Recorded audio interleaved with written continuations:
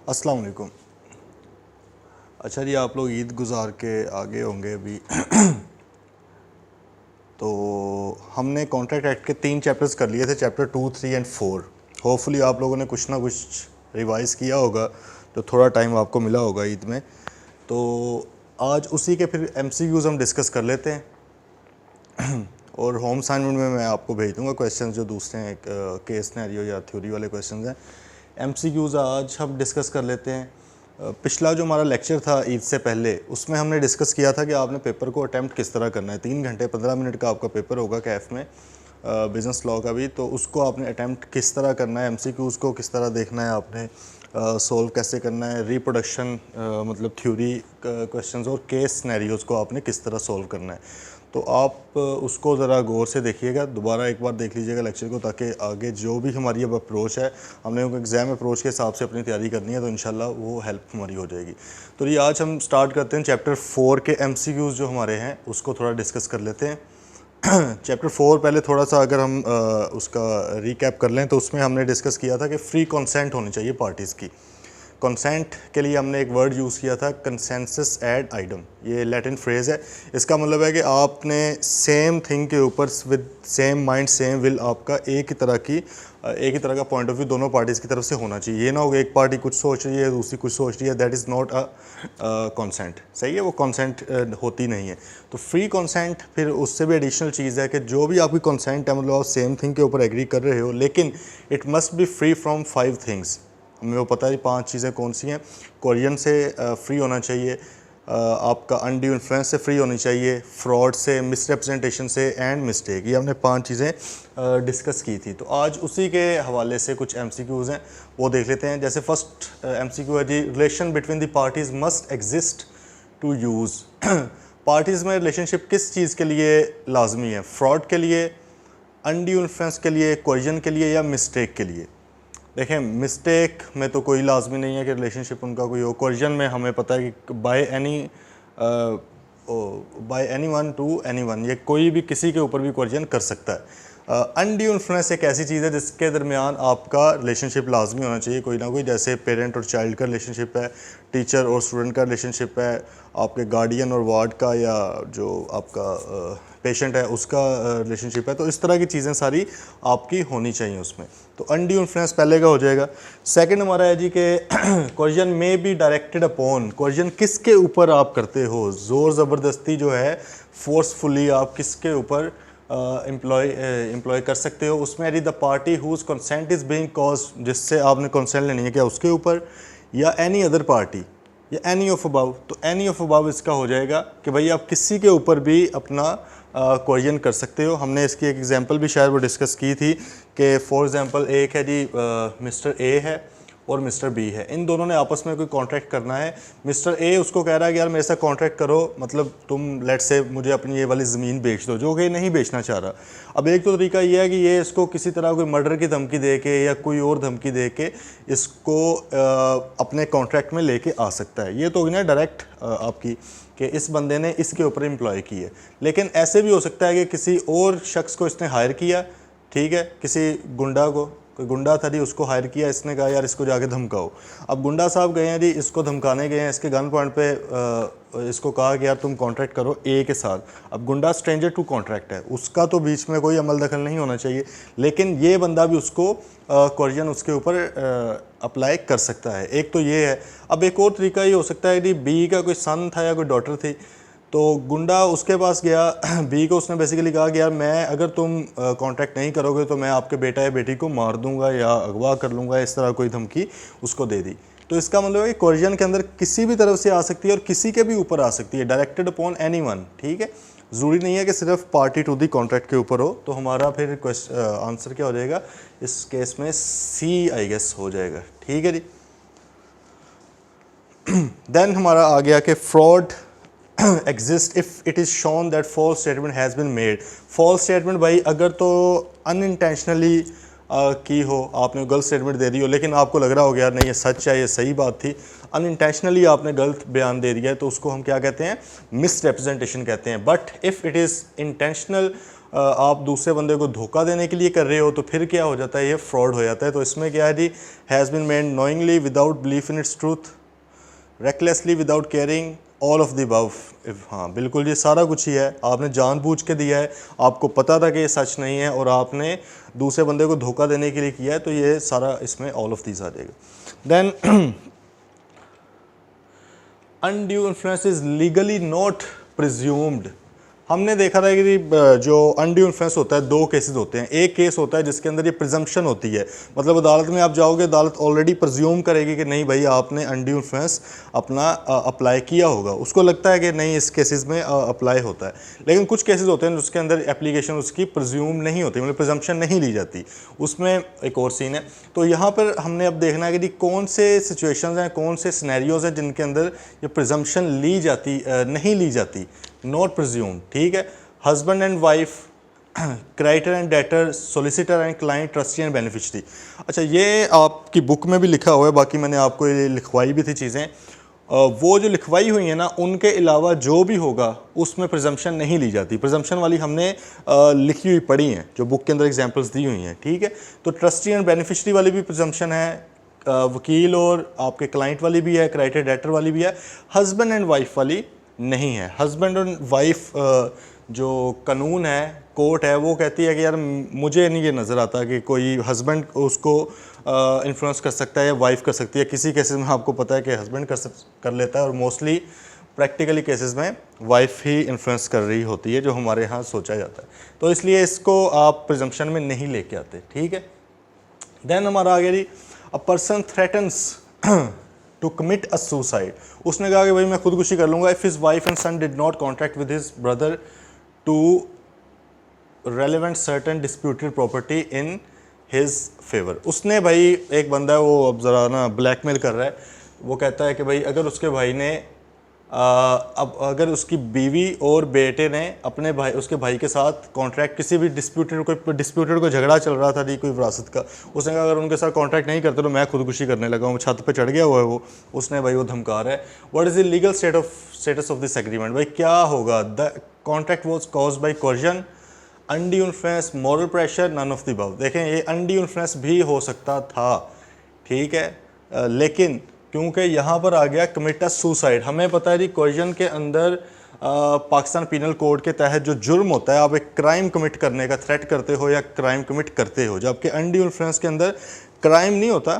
ठीक है, क्राइम नहीं होता, और उसका सेकंड पर्पस अनड्यू इन्फ्लुएंस का एक अनफेयर एडवांटेज लेना होता है, कॉन्ट्रैक्ट करना नहीं होता, अनफेयर एडवांटेज लेना होता है। यहाँ पे वो कॉन्ट्रैक्ट करवा रहा है, कहता है अगर कॉन्ट्रैक्ट नहीं किया, पर्पज़ है कॉन्ट्रैक्ट करवाना, तो ये कोर्जन के अंदर उस वजह से भी आएगा, और सेकेंडली क्योंकि हम एक कमिट कर रहे हैं यहाँ पे क्राइम, तो इसलिए कोर्जन में आ जाएगा।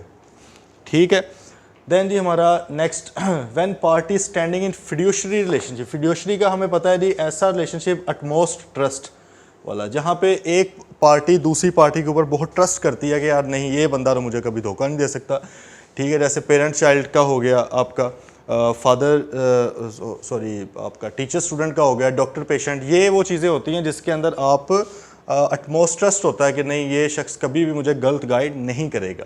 तो यही उन्होंने एग्जांपल्स पूछे हैं, आपकी बुक में भी दी हुई हैं, तो ये ऑल ऑफ दी अबव इसका हो जाएगा। क्लियर है? देन आ गया जी हमारा अनलॉफुल डिटेनिंग और threatening to detain any property with an intention of causing any person to enter into a contract. यहाँ पे भी आप किसी के साथ ज़बरदस्ती कर रहे हो कि मैं आपकी प्रॉपर्टी के ऊपर कब्ज़ा कर लूँगा। ठीक है, कोई गुंडे शुंडे वहाँ पे भेज के कब्ज़ा में कर लूँगा, बेहतर है आप मेरे साथ कॉन्ट्रैक्ट कर लो इस चीज़ का। तो ये क्या है, क्योंकि डिटेन करना किसी को इल्लीगली, वो भी क्या है आपका जुर्म है पाकिस्तान पेनल कोड के तहत, तो ये कोर्जन के अंदर आ जाएगा। ठीक है, देन कोर्जन इज़ कमिटिंग और threatening to commit any act which is forbidden. कौन सा एक्ट जो फॉरबिड किया हो पाकिस्तान पीनल कोड ने? भाई पाकिस्तान की जो ताज़ीरात पाकिस्तान जिसको हम कहते हैं, ताज़ीरात पाकिस्तान की दफ़ा इसके तहत, तो उसके तहत अगर आपने कोई जुर्म किया है देन जाके कोर्जन होगा, अदरवाइज ये कॉन्ट्रैक्ट एक्ट, पार्टनरशिप एक्ट, ये इनके तहत नहीं होता। ठीक है, देन हमारा जी in case of sale of goodwill. अच्छा, अब हमें पता है कि जी जो एग्रीमेंट्स होते हैं in restraint of trade they are void with a few exceptions. General rule क्या है जी, बेसिक रूल के जो भी इन रिस्ट्रेंट ऑफ ट्रेड होगा, ट्रेड और प्रोफेशन और बिजनेस, आप किसी बंदे को बिजनेस प्रोफेशन या कोई ट्रेड करने से रोक रहे हो तो that is void agreement. But there are some exceptions. उसमें से एक एक्सेप्शन क्या थी, अगर आप बिजनेस सेल कर रहे हो किसी बंदे को, ठीक है, तो जो ख़रीदने वाला बंदा है वो सेल करने वाले शख्स के ऊपर रिस्ट्रेंट लगा सकता है। जाहिर है अगर आप किसी का गुडविल ख़रीद रहे हो, किसी का नाम ख़रीद रहे हो, तो अब अगर जिस बंदे ने आपको नाम सेल किया है वो सेल करने के बाद भी उस नाम को यूज़ करता रहे, तो आपको फिर क्या हुआ फ़ायदा उसको ख़रीदने का, ठीक है। तो इसको हमने देखना है। In case of sale of goodwill restraint to similar business for the seller of goodwill is valid if it is for specified local limits, particular period of time, restriction must be reasonable. बिल्कुल ही all of the above होगा। आप ये नहीं कह सकते कि मिसाल के तौर पे एक इलाके के अंदर कोई शॉप थी, आपने वो खरीदी, लेकिन आप उस बंदे को कहोगे ये पूरे पाकिस्तान में अब तुमने ये वाला बिजनेस नहीं कभी करना, ये गलत है। लोकल लिमिट में होना चाहिए, रीज़नेबल होना चाहिए, और एक कोई टाइम उसको दें कि यार इस टाइम के लिए है, ठीक है। तो रीज़नेबलनेस चीज़ों की होनी चाहिए। अब कुछ बिजनेसेस होते हैं जिसके ऊपर हमने पहले भी स्टडी किया है कि लोकल लिमिट्स नहीं, आप अक्रॉस द बॉर्डर भी कर सकते हो, मतलब अक्रॉस प्रोविंसेस भी कर सकते हो, अक्रॉस डिस्ट्रिक्ट्स भी कर सकते हो, जो बड़ा कोई बिज़नेस हो, ठीक है। आप मिसाल के तौर पे अगर कोई शख्स है वो उबर ने जैसे करीम को ख़रीदा है, ठीक है उनका वैसे थोड़ा स्नैरियो और है, कोई और हम एग्जांपल ले लेते हैं। अगर आपने कोई बड़ा कोई नेम ख़रीद लिया है, आपने निशात को ख़रीद लिया है, ठीक है, अब आप उनको निशात आपको पता है लोकल भी है और एक्सपोर्ट भी करते हैं, तो वहाँ पर आप ये वाला लिमिट लगा सकते हो, ठीक है, कि भाई आप सिर्फ लोकल लिमिट तक रह सकते हो या नहीं, देख लो। MCQs हो रहे हैं बस।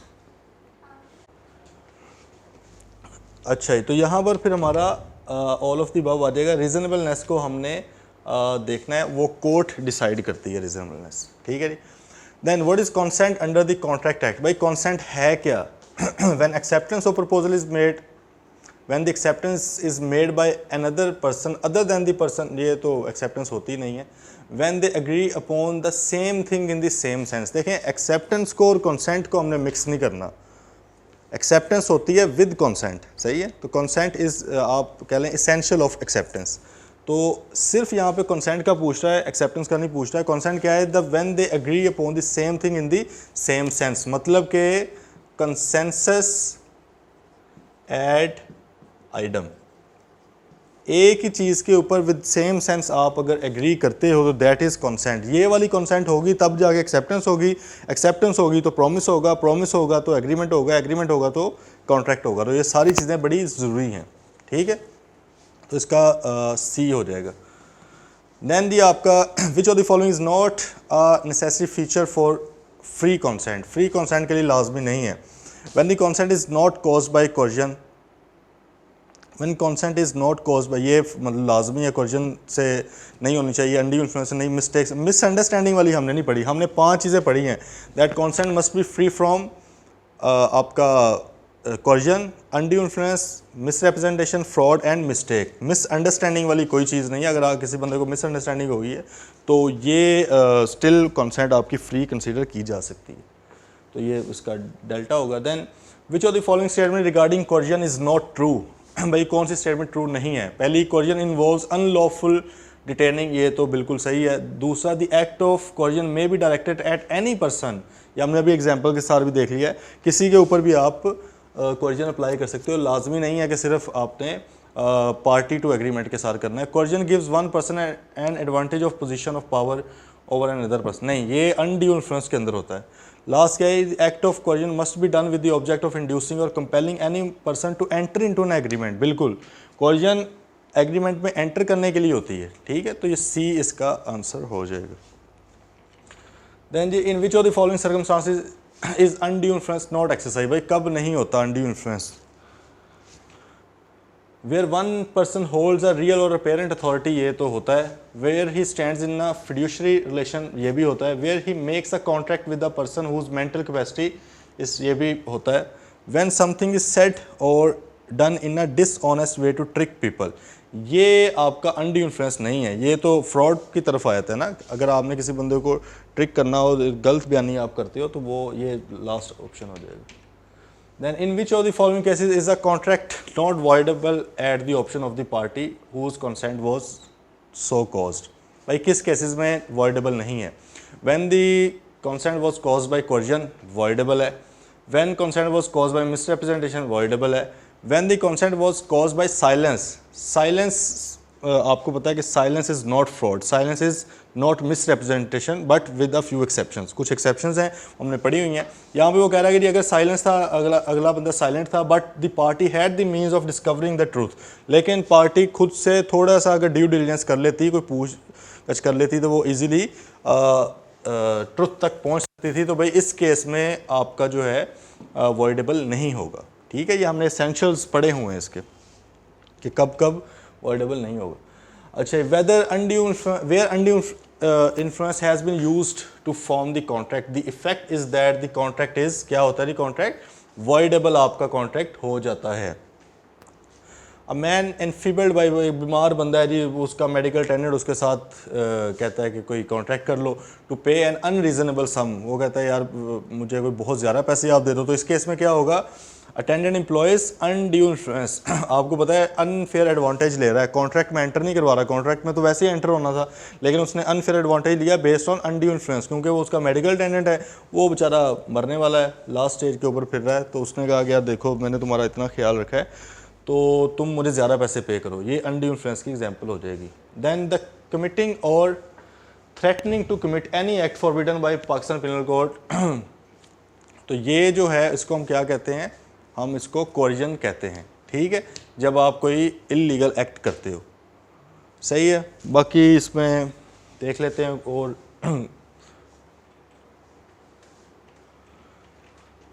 ठीक है जी, इधर आपका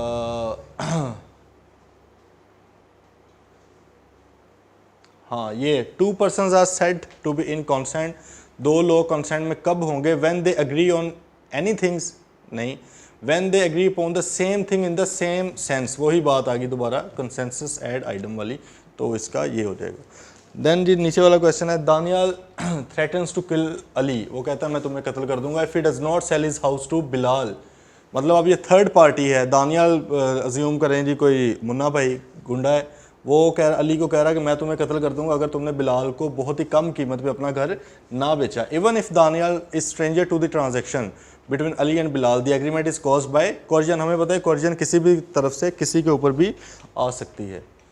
then means forcibly compelling a person to enter into a contract, ये भी वही कोर्जन में आ गया कि आप ज़बरदस्ती, अब आपके माइंड में शायद इंटीमिडेशन भी आए, लेकिन इंटीमिडेशन हमने कोई नहीं पढ़ा हुआ, हमने 5 चीज़ें पढ़ी हैं, तो आपने उसके हिसाब से बस लगाना है, कोर्जन के अंदर चीज़ आ जाएगी। Illiterate old woman made a gift deed of her entire property to her nephew who manage her way, भाई एक काफ़ी बुजुर्ग एक खतून थी, उन्होंने अपनी सारी प्रॉपर्टी अपने किसी भतीजे भांजे के नाम कर दी क्योंकि वो बड़ा उनका ख्याल रखता था। तो ये the gift can be set aside on the grounds of undue influence, हमें पता है कि वो एक बीमार है, बुजुर्ग है, तो उनका जो ख्याल रखने वाला है वो अटेंडेंट उनका, वो उनको अनड्यू इन्फ्लुएंस कर सकता है। अच्छा ये देख लें, Asif applies to a banker for a loan, भाई एक बैंक के पास गया आसिफ साहब, एमसीबी बैंक गए, उन्होंने कहा कि जी when the money market is very stringent, stringent से मुराद क्या है कि भाई आपके जिस तरह के इस वक्त पाकिस्तान के हालात हैं, बहुत ज़्यादा सख्त हालात हैं, पैसे आपको इजीली नहीं मिलते, banker says that loan can only be provided only eight much high interest rate, वो कहता है भाई बहुत ज़्यादा इंटरेस्ट रेट पे मैं तुम्हें पैसे दूंगा, लोन दूंगा, due to Asif weak credit rating. दूसरी रीज़न भी उसने बता दी कि भाई तुम्हारी क्रेडिट रेटिंग से मुराद क्या होता है कि आपका कर्जा वापस करने की सलाहियत वीक है, पहले ही मार्केट के हालात बहुत बुरे हैं, मिसाल के तौर पे 25% के ऊपर वैसे आमतौर पे इंटरेस्ट रेट मिल रहा है, उसने कहा यार एक तो मार्केट के हालात बड़े बुरे हैं, सेकेंडली तुम्हारा भी मुझे कोई यकीन नहीं है कि तुम मुझे पैसे वापस करोगे, वकार तुम्हारा ख़राब है, इसलिए मैं तुम्हें बहुत ज़्यादा इंटरेस्ट रेट हाई करूँगा, लेने हैं तो लो वरना ना सही। आसिफ कॉन्सेंट इज़, क्या इसके अंदर कोई चीज़ हुई है कि अनड्यू इन्फ्लुएंस हुआ हो या कोई कोर्जन या कोई फ्रॉड वगैरह कुछ हुआ हो, तो भाई इस केस में not obtained by undue influence, कोई अनड्यू इन्फ्लुएंस नहीं हुआ, उस बंदे का राइट है, मार्केट के अंदर हालात बुरे हैं, वह दूसरे नंबर पे आप पैसे ले लेते हो वापस नहीं करते, तो वो आपसे ज़्यादा इंटरेस्ट रेट चार्ज कर सकता है, नहीं आपका दिल तो आप वहाँ से बेशक ना लें। To employ coercion relationship between parties is, भाई पार्टीज़ के दरमियान रिलेशनशिप लाजमी है, कोई लाजमी नहीं है क्वेश्चन के अंदर, सही है अनड्यू इन्फ्लुएंस के लिए लेकिन आपका रिलेशनशिप होना लाजमी है। अब रिलेशनशिप से मुराद यहाँ पर मतलब वो जो होता है ब्लड रिलेशनशिप, उसकी बात नहीं हो रही, भाई बहन हस्बैंड वाइफ, वो उस तरह की चीज़ें नहीं आपकी हो रही। यहाँ पर रिलेशनशिप से मुराद है कोई ना कोई वो एक दूसरे को जानने वाले हों, उस चीज़ की हम कंसिडर कर रहे हैं यहाँ पे। जैसे टीचर स्टूडेंट है, वो कोई रिश्तेदारी थोड़ी है, लेकिन एक रिलेशनशिप है। वकील का अपने क्लाइंट के साथ रिलेशनशिप है। अच्छा, which of the following relationships raise presumption of undue influence, भाई किस चीज़ को देख के लगेगा कि नहीं अनड्यू इन्फ्लुएंस है? पेरेंट एंड चाइल्ड हमें पता है, पढ़ा हुआ है हमने। गार्डियन एंड वार्ड ये हमने पढ़ा हुआ है। स्पिरिचुअल गुरु ये भी टीचर को ही आप कह लें, क्योंकि कॉन्ट्रैक्ट एक्ट 1872 आपको पता है इंडिया में भी इसी तरह एप्लीकेबल है, बहुत पुराना है, तो उधर वो थोड़ा सा मतलब स्पिरिचुअल गुरु वर्ड भी यूज़ कर लेते हैं टीचर्स के लिए, डिसाइपल स्टूडेंट को कहते हैं। तो ऑल ऑफ दीज इस केस में भी हो जाएगा। यहाँ पर वो कह रहे हैं कि जी किस केस में आपका प्रिजम्पशन नहीं है। अब ये सिंपल सी बात है, कोई 8-9 इनकी एग्जांपल्स हैं बुक के अंदर, आपने वो बस फिंगर टिप्स पे याद कर लें, बार बार वैसे ही पढ़ेंगे तो याद हो जाएगी, रट्टा मारने की नीड नहीं है। तो इनमें से किस में प्रिजम्पशन नहीं होती? फियांसे एंड फियांसी के अंदर हमें पता जी प्रिजम्पशन है आपकी। अगर आपकी इंगेजमेंट हुई है तो उस केस में प्रिजम्पशन ये होती है कि फियांसे जो है वो कर सकता है, भाई इन्फ्लुएंस कर सकता है, लेकिन हस्बैंड वाइफ के केस में इन्फ्लुएंस नहीं कर सकता, ये प्रिजम्पशन है, ठीक है।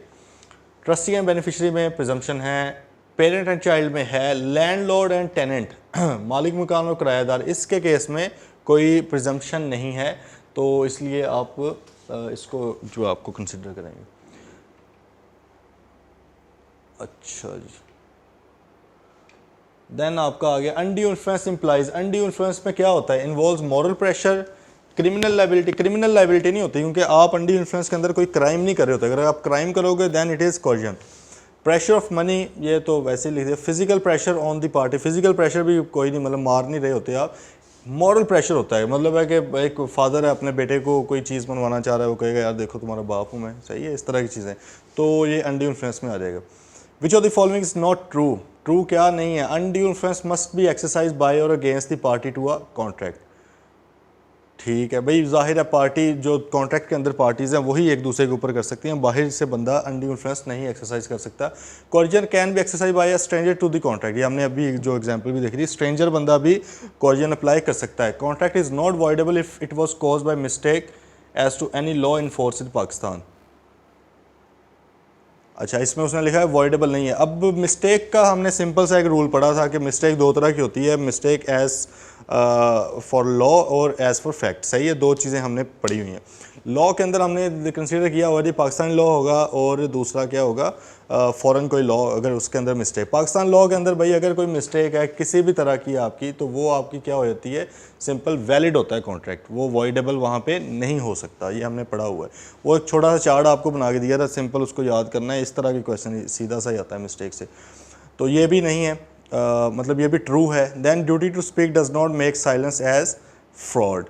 ड्यूटी टू स्पीक हमने पढ़ा हुआ कि साइलेंस कभी भी फ्रॉड नहीं होती, साइलेंस कभी भी मिसरिप्रेजेंटेशन नहीं होती, लेकिन दो केसेस में साइलेंस फ्रॉड भी हो सकती है। एक केस वो जहाँ पे आपने बोलना हो, ठीक है, आप मतलब आपकी ड्यूटी हो, मिसाल के तौर पे आपको एक चीज़ कहा हुआ था कि यार आपने इस तरह बताना है, अगर ये हो, आप वो नहीं बता रहे, तो आपने अपनी ड्यूटी को ब्रीच किया है। और एक दूसरा क्या था, where speech is equivalent, where silence is equivalent to speech, मतलब अगला बंदा कोई पूछ रहा है, आप आगे से खामोश हो जाते हो, जिसकी वजह से वो समझता है कि शायद उसने जो पूछा है वो सही है, हालांकि वो गलत हो, ठीक है। तो ये दो केसेस थे, इस केस में साइलेंस फ्रॉड कंसिडर की जाएगी, तो ये ड्यूटी टू स्पीक, ये वाला आंसर आपका हो जाएगा, ठीक है। देन जी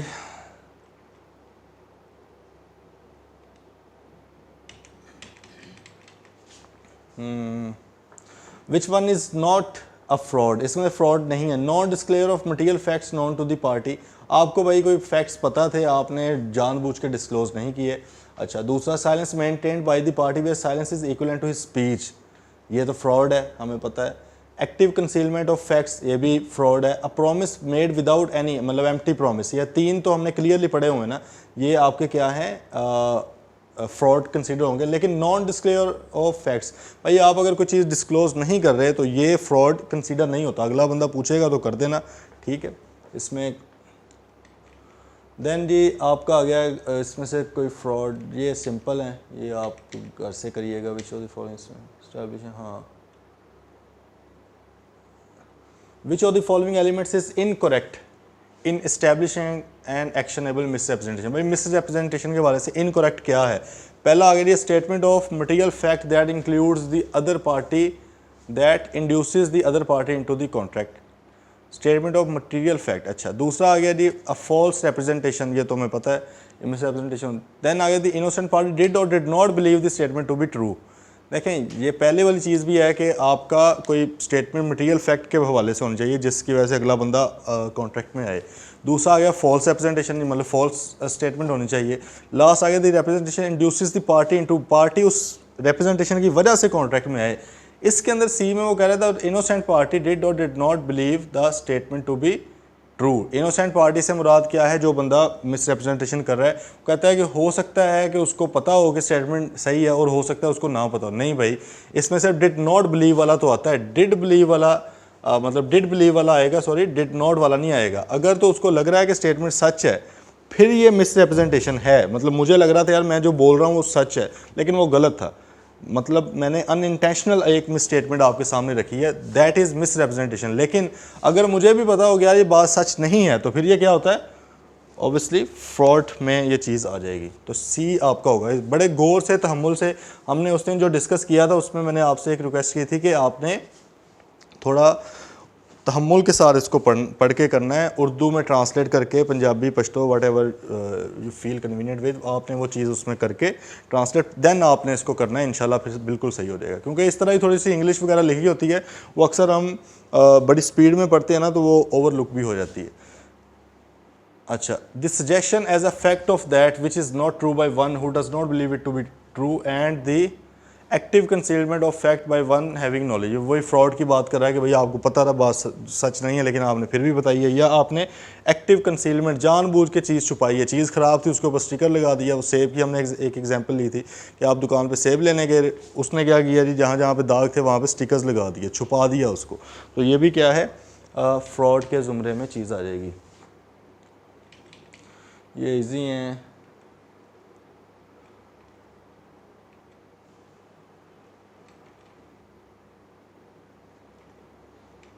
अच्छा जी, हाँ ये वाला देखें ज़रा। Asif fraudulently sold his car to Baqir. ये तो भाई यहाँ पे हो गया कंक्लूड के आसिफ ने फ्रॉड किया था और बाकिर को अपनी गाड़ी बेच दी। Afterwards Baqir came to know about the fraud.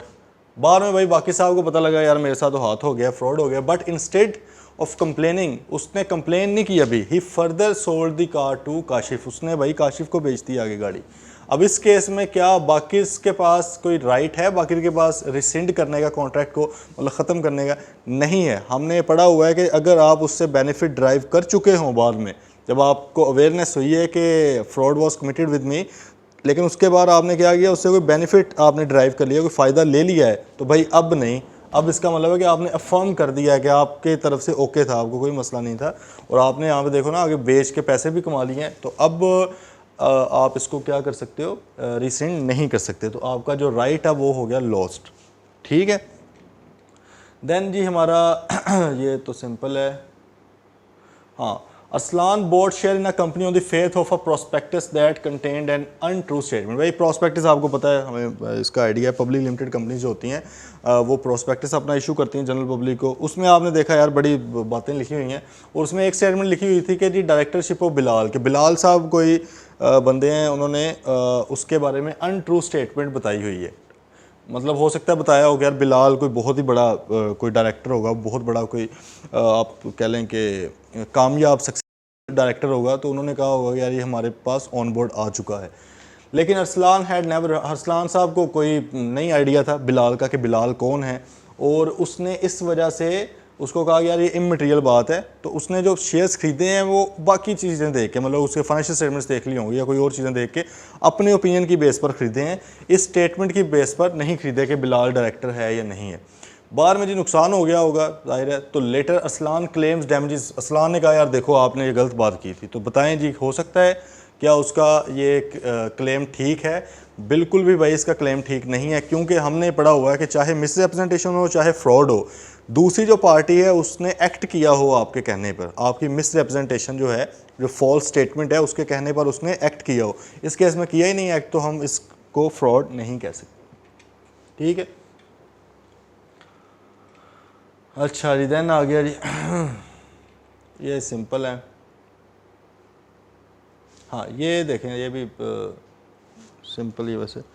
वो कह रहे Sohan induce Suraj two by his motorcycle saying that it was in very good condition. उसने कहा कि भाई मेरी बाइक खरीद लो, बड़ी ज़बरदस्त कंडीशन है इसकी, 10/10 है। After taking motorcycle Suraj complaint that there were many defects. Suraj साहब ने कहा यार इसमें तो बड़े मसले थे। सोहन ने कहा कि यार कोई बात नहीं, तुम इसको रिपेयर करवाओ और मैं 40% इसकी पेमेंट कर दूंगा, ठीक है, जो भी आपकी रिपेयर की कॉस्ट आएगी 40% मैं करूँगा। लेकिन अब after few days of using it, अब भाई उसने सही भी करवा लिया है और कुछ दिन इस्तेमाल भी किया है इसको, ठीक है। इस्तेमाल करने के बाद मोटरसाइकिल डिड नॉट वर्क, भाई मोटरसाइकिल का मसला होने लग गया, वो काम नहीं किया। इन दिस केस सूरज, अब भाई क्या होगा, दोबारा ज़रा सिनेरियो हम अगर आम अल्फाज में कहें, जो आपका था सोहन था, उसने बाइक बेची, एक बंदे ने दूसरे बंदे को बाइक बेची ये कहकर कि यार कमाल बाइक है, ज़बरदस्त है, वो होता है ना कि एक हाथ चली है और फैमिली बाइक है, इस तरह की चीज़ें कह के उसने भाई बेच दिया उसको। लेकिन बाद में उसमें मसले निकल आए, तो जो बायर था वो आया सेलर के पास कि यार मसले हैं। उसने कहा कोई बात नहीं, तुम इसको रिपेयर करवाओ, 40% मैं पे कर दूंगा। वो एग्री हो गए दोनों, बाइक होगी रिपेयर, चलने लगी, यूज़ करता रहा। लेकिन कुछ दिन बाद उसने दोबारा कहा कि यार ये तो मतलब फिर से चीज़ ख़राब हो गई है, तो मैं इस कॉन्ट्रैक्ट को वैलिड नहीं समझ रहा। तो इस केस में भाई सूरज साहब जो हैं, जो बायर हैं, कैन रीसेंड दी कॉन्ट्रैक्ट, भाई ख़त्म कर सकते हैं, या has affirm to the contract and cannot rescind. ये दूसरे वाला है, क्योंकि उसने बेनिफिट उससे ड्राइव कर लिया है, उसने बाइक को चलाया है, उसको सही मुनासिब लगी। अब हो सकता है ना कि बाइक उसके अपनी चलाता है इस तरह का हो कि उसकी वजह से ख़राब हो गई हो, ठीक है। देन जी ये सिंपल है, ये देख लें। An old illiterate man was made to sign a bill of exchange. Bill of exchange एक नेगोशिएबल इंस्ट्रूमेंट है। एंड पे जाके जब हम पढ़ेंगे अपने बिजनेस लॉ में कुछ चैप्टर्स हैं, तो उसमें हम इसको भी चेक होता है, जिस तरह प्रोमिसरी नोट है, बिल ऑफ एक्सचेंज है। ये पुराने थे, अब प्रैक्टिकली तो इनका यूज़ तकरीबन बिल्कुल ही ख़त्म हो चुका है, लेकिन बस किताबों में अभी भी है। तो यहाँ पर वो कह रहा है जी, an old illiterate man was made to sign a bill of exchange, मतलब उसने साइन कर दिया मैं तुम्हें इतने पैसे दूंगा by means of false representation that it was for a guarantee. उसको कहा गया यार ये तुम गारंटी दे रहे हो, लेकिन असल में उससे कोई पेमेंट का ले लिया। बिल ऑफ एक्सचेंज से मुराद आप फिलहाल ये समझ लें कि भाई 2 महीने बाद मैं आपको पैसे पे करूंगा। उसको आपने कहा था यार कि यार ये गारंटी है। गारंटी से मुराद क्या होता है कि अगर वो शख्स ना पैसे पे कर सके तब मैं करूँगा, लेकिन आपने ये नहीं किया, आपने इससे लिखवा लिया कि भाई मैं ही पैसे पे करूँगा। तो ये क्या है, कॉन्ट्रैक्ट क्या है आपका, क्योंकि फ्रॉड हुआ है, सही है, तो ये आपका वॉइड हो जाएगा, सही है। अब ये वॉइड भी इसलिए है क्योंकि एन ओल्ड इलिटरेट मैन है, वो बेचारा एक जाहिल आदमी है, उसको पढ़ा लिखा वो नहीं है, उसको नहीं आइडिया, एंड पे आपने अंगूठा बस उससे लिखवा लिया। लेकिन यहाँ पे अगर लिखा होता है एन एजुकेटेड मैन, तो फिर बताएं क्या होगा, थोड़ा सोचें। एजुकेटेड मैन को अगर आप ये गारंटी वाला कह कर दूसरा दिखा दें और वो उस पर साइन भी कर दे, ओके कर दे, तो क्या ये वॉइड होगा? भाई ये वॉइड नहीं होगा। क्यों नहीं होगा? क्योंकि एजुकेटेड बंदा था with a little due diligence. वो थोड़ा सा अगर उसको पढ़ लेता, ठीक है, थोड़ा सा अगर उसको पढ़ लेता और उसको पता लग जाना था कि यार ये तो गारंटी है, ठीक है, ये वो नहीं है, तो इस केस में फिर वो वैलिड हो जाना था अगर एजुकेटेड है। लेकिन यहाँ पे इलिटरेट है और काफ़ी बुजुर्ग आदमी है, तो इस केस में आपका वॉइड हो जाएगा, ठीक है।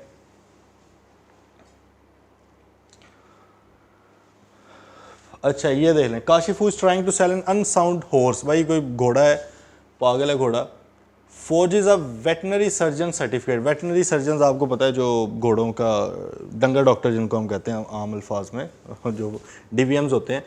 तो भाई कोई सर्जन था, उसने उससे एक सर्टिफिकेट फोर्ज किया। फोर्ज से मुराद क्या होता है, 2 नंबर मतलब के फेक बनाना, ठीक है। आप किसी के साइन फोर्ज कर लेते हो, किसी का कोई सर्टिफिकेट आपने फोर्ज कर लिया, तो उसने भाई एक गया जी कैनवा के ऊपर, उसने एक सर्टिफिकेट बनाया और उस पर स्टैंप वगैरह लगा दी।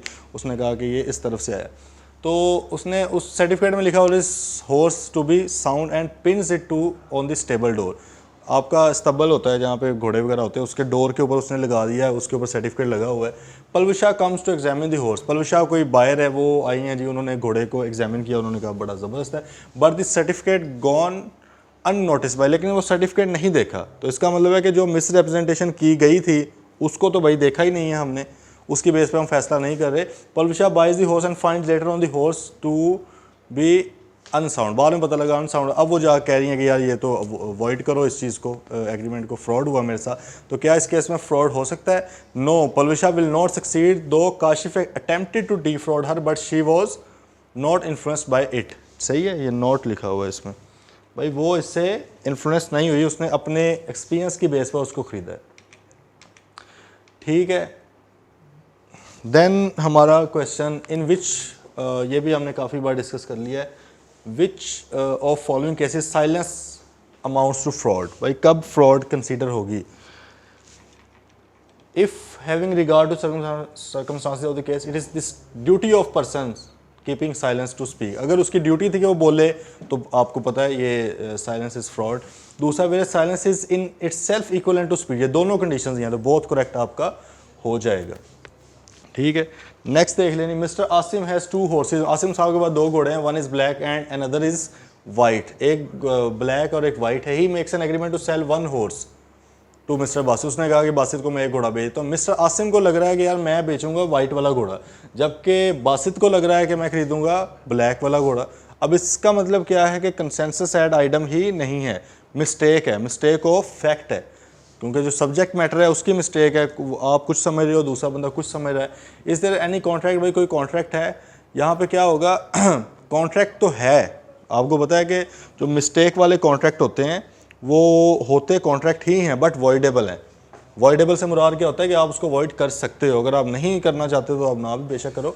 तो यहाँ पे क्या है, यस कॉन्ट्रैक्ट तो है बट इज़ कौन सा है, void on account of bilateral mistake. भाई बायलेटरल मिस्टेक और मटेरियल फैक्ट की वजह से है, लॉ की वजह से नहीं। लॉ वाला तो जवाब निकल गया, फॉरेन लॉ वाला भी निकल गया, पीछे बच के 2। एक में यूनिलेटरल का मतलब क्या होता है, एक तरफ से अगर मिस्टेक हो। अब हमें पता है अगर एक तरफ से मिस्टेक है तो कॉन्ट्रैक्ट वॉइडेबल नहीं होता, वैलिड कॉन्ट्रैक्ट होता है। लेकिन अगर बायलेटरल मिस्टेक हो जाए, दोनों तरफ से मिस्टेक हो जाए, तो फिर क्या हो जाता है, आपका वॉइड हो जाता है। ये सिंपल, अगर आपके माइंड में वो सिचुएशन हो, स्ट्रक्चर हो उसका मिस्टेक वाला, तो सॉल्व हो जाएगा। अच्छा, which type of the following is not a type of mistake in contract law. भाई कौन सी मिस्टेक नहीं है? मिस्टेक ऑफ लॉ है, बायलेटरल है, यूनिलेटरल है। फ्रस्ट्रेटेड मिस्टेक, ये हमने कुछ नहीं पढ़ा कि आप बड़े फ्रस्ट्रेटेड थे तो आपने कोई गलती कर दी, ये कोई मिस्टेक नहीं है।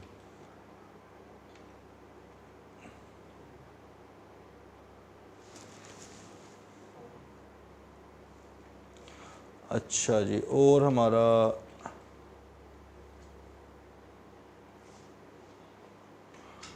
सिंपल है ये,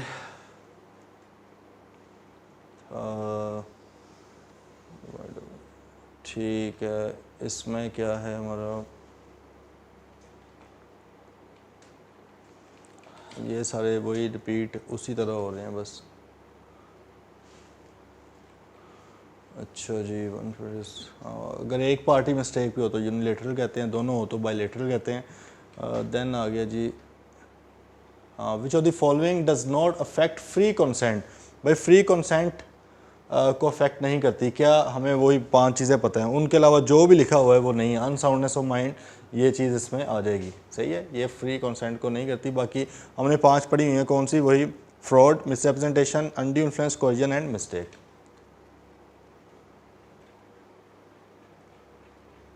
अच्छा, which one of the following is not void. Void नहीं है भाई। एक आ गया जी, agreement to marry a particular person, किसी एक बंदे के साथ शादी करने का एग्रीमेंट, इंगेजमेंट, ये तो वॉइड नहीं है। सही है। Second, agreement not to marry at all, ये वॉइड है। इन रिस्ट्रेंट ऑफ मैरिज हो गया ना, आप कहेंगे मैंने करनी ही नहीं है। Then agreement to prevent the person from get, किसी को रोकना। Agreement to marry in heaven, जन्नत में जाके शादी करेंगे। ठीक है, तो ये तीनों क्या हैं आपके, वॉइड हैं। ये वाला सिर्फ है जो वॉइड नहीं है। देन हमारा आ गया जी, इन रिस्ट्रेंट टू ट्रेड, ये भी सिंपल है। गुडविल वाला भी हमने कर लिया पहले। लीगल प्रोसीडिंग्स में क्या है जी, agreements in restraint of legal proceedings. हमें पता है जी, ऐसे एग्रीमेंट जो in restraint of legal proceeding हो, आपने लीगल प्रोसीडिंग को रोकने के लिए कोई भी एग्रीमेंट किसी के साथ करना है तो वो क्या होता है, वॉइड होता है। तो इसमें क्या इंक्लूड है, agreements which tend to prevent course of justice. अच्छा, agreement to refer present dispute to an arbitration, अगर आप कहते हो कि यार हम कोर्ट की बजाय आर्बिट्रेशन में जा सकते हैं, हमने इसकी एक्सेप्शंस पढ़ी हुई हैं। ठीक है, एक्सेप्शन हमारी क्या है, एक एक्सेप्शन हमारी ये थी कि अगर दो कॉम्पिटेंट इक्वली कॉम्पिटेंट कोर्ट्स हैं और हम कहते हैं कि यार नहीं उस कोर्ट की बजाय इसमें कर लेते हैं फैसला, तो ये बिल्कुल वैलिड है, इसको हम इन रिस्ट्रेंट ऑफ लीगल प्रोसीडिंग नहीं कहेंगे। अगर ये हो कि भाई आप कोर्ट में फैसला करवा लोगे लेकिन इसके खिलाफ अपील हम हायर कोर्ट में नहीं दायर करेंगे, इससे ऊपर वाली कोर्ट में, तो ये भी वैलिड है, ये भी आप कर सकते हो, क्योंकि आप हमें पता है कि एब्सोल्यूट रिस्ट्रिक्शन होनी चाहिए। एब्सोल्यूट से मुराद क्या होता है, बिल्कुल कतई आपने किसी तरह की कोई लीगल प्रोसीडिंग नहीं करनी, लेकिन वहाँ इन केसेस में हम कतई तौर पर नहीं रोक रहे, ठीक है। या अगर हम आर्बिट्रेशन के अंदर चले जाएं, हम कहेंगे यार कोई आर्बिट्रेशन कोई बाहर पंचायत वगैरह में फैसला करवा लें, ये भी ठीक है, अदालतें तो इसको इनकरेज करती हैं कि चलो अदालतों का बोझ थोड़ा कम हो, ठीक है। आउट ऑफ कोर्ट सेटलमेंट है, इसके ऊपर भी अदालत को कोई मसला नहीं है, आपस में आप करके एक साइन करके जमा करवा दो अदालत को कि यार ये हुआ है हमारे साथ, ठीक है। तो इसमें जी इन रिस्ट्रेंट क्या क्या इंक्लूड है फिर, हाँ रिस्ट्रेंट यही आएगा ना, which tend to prevent course of justice, ऐसे एग्रीमेंट जिसकी वजह से जस्टिस को रोका जा सके, अदरवाइज ये सारे जो हैं ये इन रिस्ट्रेंट नहीं है, ठीक है। ये भी उसी तरह ही आ गया। देन हमारा जी हाँ वेजरिंग के बारे में आ गया। हमें पता है वेजरिंग के एग्रीमेंट सारे क्या होते हैं, इलीगल भी हैं और इलीगल होने की वजह से वॉइड भी हैं, ठीक है।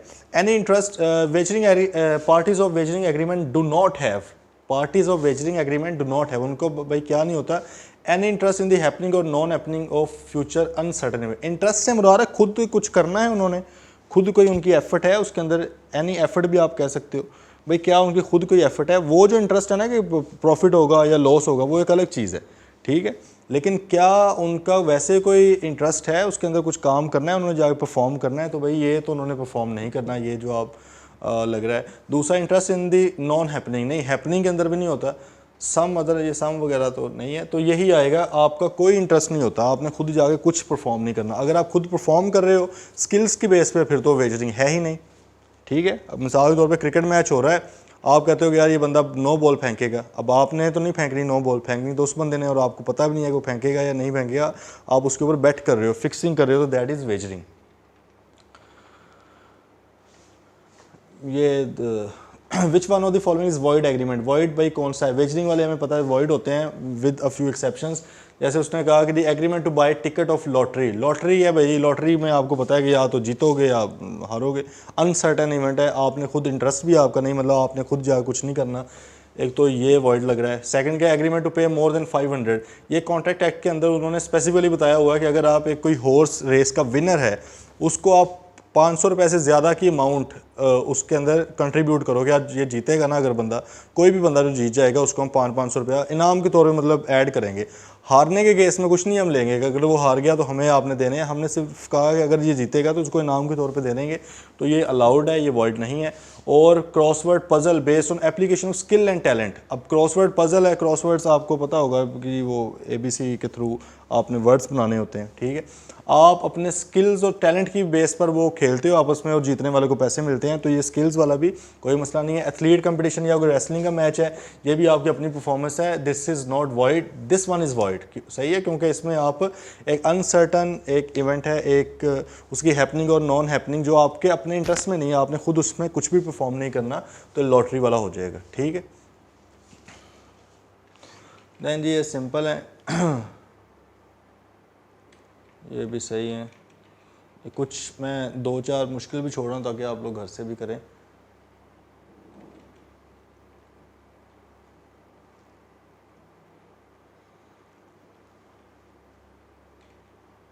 अच्छा जी,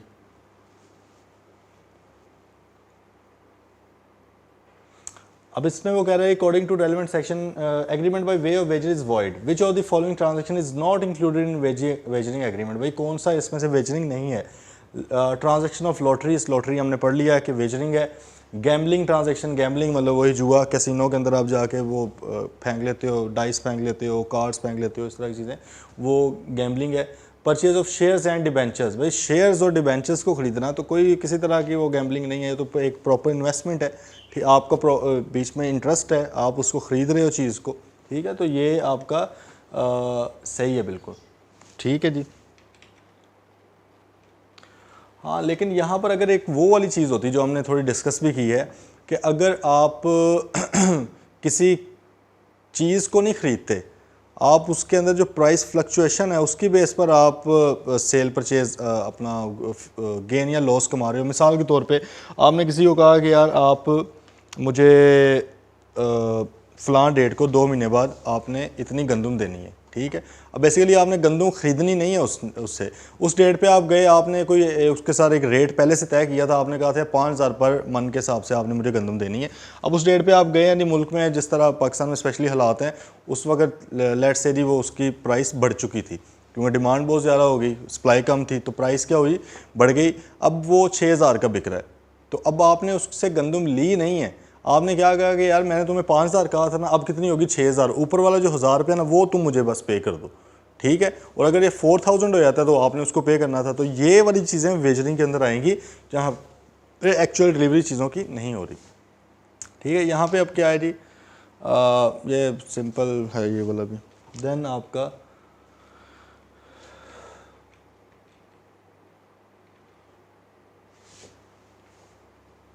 which of the following agreements are valid, भाई वैलिड कौन से हैं। अनसर्टन एग्रीमेंट्स आर वॉइड, ये हमें पता है। वेजिंग एग्रीमेंट्स आर वॉइड, हमें पता है। Agreements to do impossible events, ये भी वॉइड होते हैं, तो इसका मतलब नन ऑफ दिस आएगा इसका। Which of the following agreements are void, भाई कौन से वॉइड हैं। इलीगल भी वॉइड होते हैं, इम्पॉसिबल तो दोनों ही, बोथ ऑफ दीज आ जाएगा।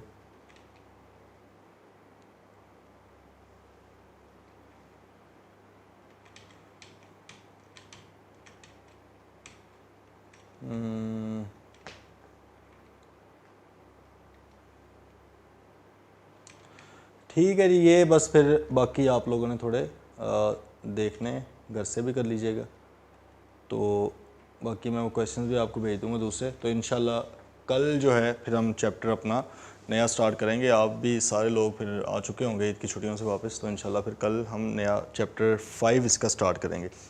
टिल देन टेक केयर, अल्लाह हाफिज़।